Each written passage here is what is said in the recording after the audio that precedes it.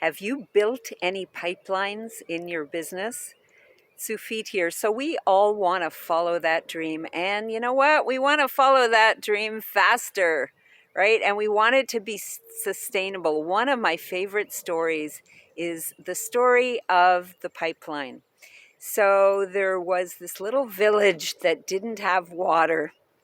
So it had to send a couple of men from the village down to the river to bring water to the village every day. So they put out a bid for contracts, and these two young friends, two young men, responded, and they were awarded the contracts to bring water to the village. So every day they'd get up early in the morning, they'd go down to the river, they'd fill a bucket with water, bring it back up to the cistern, and go down and do it again and do it again and do it again.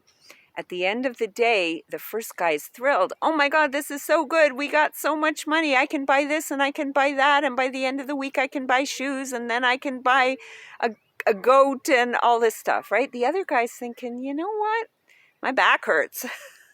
My hands hurt. I don't know how long I can keep this up. So the second guy says to the first guy, you know, we should actually build a bit of a system. Maybe if we build a pipeline, we can bring water to the village, and then we won't have to work so hard. It'll take a while and we won't make profit right away, but we should do this.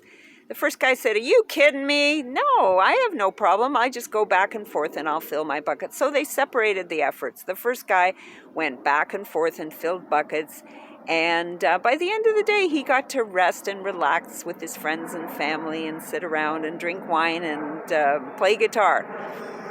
The second guy didn't relax. You know, he hauled buckets in the day, but in the end of the day, he started building his pipeline. And pretty soon during the day, he wasn't even hauling buckets anymore. He was just working on his pipeline.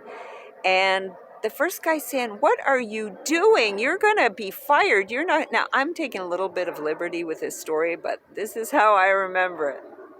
So at the end of the day, the second guy has no water. He's got the beginning of a pipeline, but no water. The first guy has got tons of water.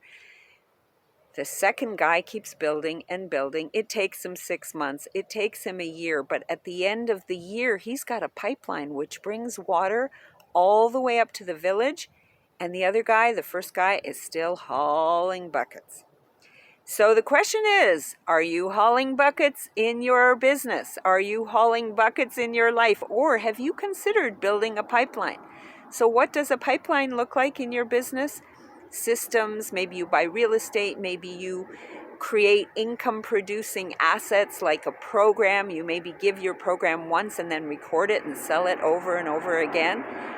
That's going to get you to your dream faster than spending your life hauling buckets. Let me know in the comments, have you built any assets? Have you built any assets for your pipeline? There's a plane flying overhead. Oh my God.